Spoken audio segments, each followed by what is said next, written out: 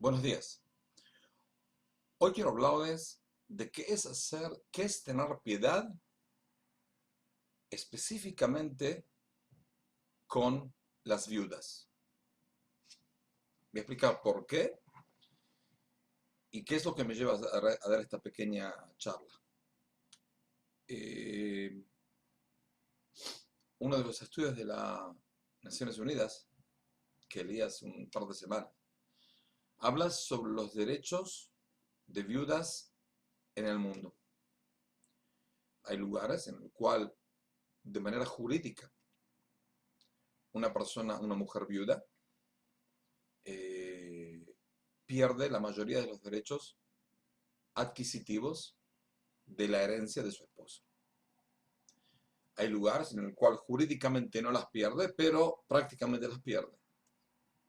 Hay lugares en el cual no recibe todos los derechos, aunque teóricamente, jurídicamente los tiene todos. Y hay lugares en el cual recibe todos los derechos. Voy a explicar. Una persona viuda. ¿Y por qué me de esta charla? Porque en la Biblia está escrito muchas veces que hay que cuidarse de respetar y defender a las viudas. ¿Por qué Dios dio ese precepto positivo de que hay que moverse y hay que estar en defensa de las viudas? En la época antigua, en casi todas las culturas antiguas, las viudas estaban totalmente despertenecidas de todo. Si una persona, una mujer al ser casada, sale de su familia paternal y llega a la familia del esposo. Eso es entendible. El asunto es que al perder su familia no tiene ningún derecho con su familia que ya nació. Ahora, cuando el esposo se muere, la familia del esposo no quiere que los bienes que fueron adquiridos con el trabajo del hombre, porque la mayoría del capital juntado por esa familia fue dado por el hombre, que es el que salía a trabajar. No quería darle lo que le pertenece a la mujer. Entonces trata de aprovecharse de su debilidad emocional, tratar de hacerlo lo más pronto posible después de la muerte y tratar de llevarse para volver a su familia, a los hermanos, al padre y a los demás, las pertenencias de su hermano. Eh, por eso, las viudas se las sacaban la mayoría de las cosas y quedaban, como se decía, sin ninguna protección jurídica. Vino la Torah, la sabiduría divina, entendió, primero, la debilidad de la mujer, segundo, el machismo de las sociedades antiguas, y decretó que hay una obligación de defender los derechos de la mujer. ¿Cuáles son los derechos de la viuda? Según la Biblia, muy simple. Primero, ella tiene que recibir, al casarse, según la ley judía, el novio que se quiere casar tiene que firmar un acta en el cual en ese acta figuran los derechos de su mujer y sus obligaciones con ella, y que cuál es la suma de dinero y de bien, que puede ser dinero o bienes a nivel de dinero, esa mujer debe recibir en momentos de divorcio o en momentos de petición de muerte. Y ese dinero debe ser dado, esa es la primera que saca todos los bienes antes de los deudores. Es decir, una persona murió, dejó deudas, dejó dinero y dejó deudas. ¿Quién es la primera que recoge los bienes y puede llegar a usar para pagar lo que le deben? Es la mujer. Es anterior a todos los demás deudores. Ahora, también tiene derecho de vivir en la casa donde ella vivía con su esposo. Se le puede tratar de ofrecer algo distinto. Pero si ella no quiere, dice, yo quiero vivir acá, donde vivía con mi esposo, el Fenito, de bendita memoria, se la debe dejar en ese lugar. Los campos, en una sociedad agraria, el campo, el pequeño campo, que no es un jardincito, era un campo, de ahí se sostenía, se cultivaba, de ahí se vivía, el sostén económico de las mayores de las familias. El campo, el esposo o lo compró con su esfuerzo, que trabajó, contando que su esposa criaba a sus hijos, o lo recibió como herencia de su padre y de su abuelo. Entonces viene la familia del esposo y dice, bueno, tu esposo lo recibió de nuestro padre que se murió. Ahora, como tú no tienes nada que ver con nuestro padre, nos podemos apropiar del terreno. Pero no, según la ley, el terreno pertenece a los hijos del finado, no a los hermanos, ni al padre, ni a nadie. ¿Okay? Más todavía, tiene también derechos jurídicos sobre ese campo para recibir lo que debe recibir y demás. Ahora, es muy factible, como dijimos, de que la sociedad, en pequeños lugares donde la ley está al margen de la ley, se apropien jurídicamente. Así era en Babilonia y así es. Lo que me sorprendió en ese estudio de las Naciones Unidas es que hasta el día de hoy hay lugares en el cual los derechos jurídicos de una viuda no están ni codificados o no son factibles, porque hay costumbres antiguas en el cual una persona viuda deja de ser parte del margen social. Es increíble. Países no adelantados, pero también países también bien, un poco adelantados, como por ejemplo que son potencias creentes, como por ejemplo India. Hay lugares en el cual hay en India ciudades de viudas. Es decir, al ser viuda, la familia de ellas anterior no la quiere recibir porque ya se casó hace años y la familia también la echa. Entonces se queda sola. ¿De qué se puede mantener?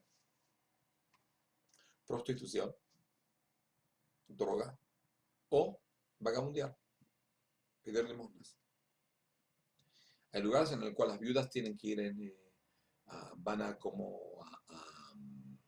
centros religiosos y tienen que cantar 3-4 horas unos Vedas, que son como capítulos de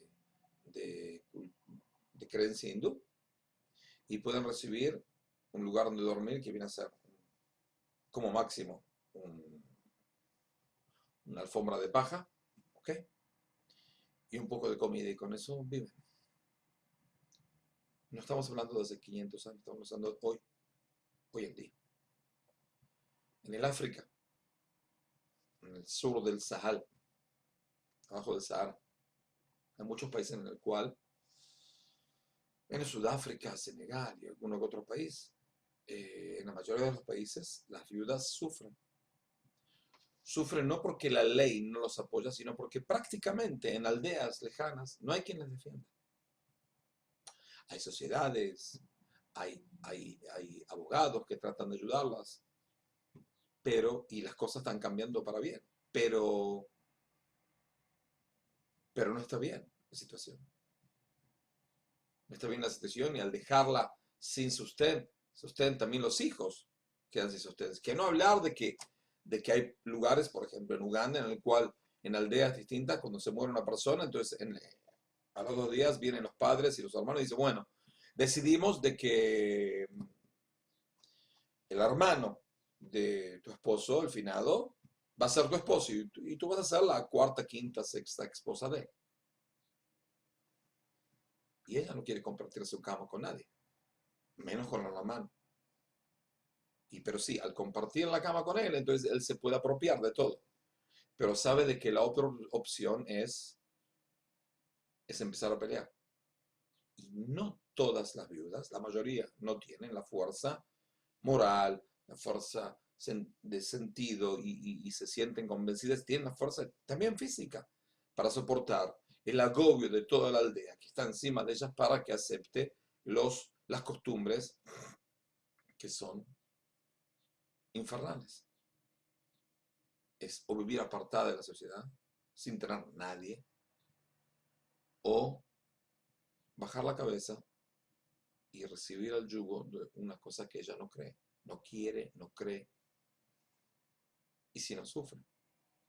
Por eso vino la Biblia y dijo, adviértese, si tú no respetas a las viudas, y ella me reza a mí, viudas y huérfanos, y ellos me rezan a mí, yo voy a escuchar su rezo, y voy a hacer que tu esposa quede viuda y tus hijos queden huérfanos. Es una advertencia muy fuerte, en la cual la Biblia nos dice, nos advierte, de que como tú tratas al prójimo, así te van a tratar a ti. Por eso está la cuenta fundamental de que una persona al perder al esposo es suficiente, la herida es suficiente, el dolor, como que también tenga otro dolor, que sufra de otro sistema. No, hay que respetar a las viudas. Fue el sostén de ese esposo, fue el sostén de la casa, fue elegida por él. Y entonces ahí está el asunto de que la misión puede ser, hay países, por ejemplo, en Sudamérica. Sudamérica, según un estudio de la ONU, Venezuela, Colombia, Ecuador y Argentina y Uruguay y Chile son los únicos países en los cuales tienen todos los derechos. En los demás países tienen los derechos de manera jurídica, que se llama de jure, pero no de facto. De facto hay problemas. Centroamérica, México, Costa Rica, Panamá y los demás problemas. India y demás y demás. Es decir, no estamos criticando culturas, estamos advirtiendo de que la visión de Dios según el judaísmo es cuídate de las viudas, cuidar las viudas, hacer el bien, sostenerlas. Suficiente lo que perdieron, suficiente lo que sufren. No hace falta aumentar el sufrimiento a lo que ellas tienen. Se puede cambiar. El mundo va a cambiar. Yo pienso que de a poco la influencia de la voluntad divina a través de la Torá está, y la Biblia y los demás están trayendo más luz al mundo y más luz a esas viudas, que son nuestras madres, pueden ser nuestras hermanas, y eso es lo que nos da una esperanza de bien. El círculo vicioso de que esa viuda no se va a poder casar, no va a poder sostener a sus hijos, va a vivir de monas, va a provocar de que los hijos vivan sin sostén. Hijos sin sostén son presa fácil para drogas, prostitución y demás, y abusos. Entonces el mundo, a través de, cuando no hay una madre, el padre murió. Al no haber una madre, ya toda la familia se desbarranca. No hay un sostén, no hay una familia, no hay una casa. Al no haber una casa, los que más van a sufrir a largo plazo son los hijos. Por eso está el asunto de sentir el dolor y tratar de ir a favor y ayudar a las personas en el cual tienen ese dolor de ser huérfanas. No soportar ningún tipo de dolor optativo. No soportar ninguna discriminación jurídica o de costumbre, en ningún lado. Nuestras vidas son nuestra familia. Los huérfanos son nuestros huérfanos. La obligación social de mantener a huérfanos es una obligación social que todos debemos. El pueblo de Israel, aunque estuvo 1900 años en exilio, no hubo ninguna comunidad judía, como describe Maimónides, que nunca nos salió a escuchar que hay alguna comunidad judía en algún lado del mundo que no existía un sostén, que no se juntaba dinero para sostener a huérfanos y a viudas. Más todavía. Hay festividades como la festividad que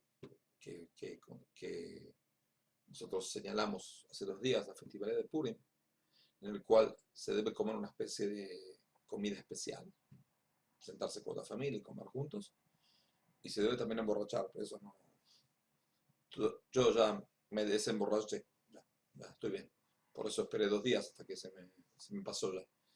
Entonces, dice Maimónides de que hay 2 preceptos en ese día. Que hay varios preceptos, pero hay 2 muy esenciales. Uno es ese banquete y 2, dar dinero a gente que no tiene. Para que puedan también ellos comprar comida para sentarse a comer con alegría.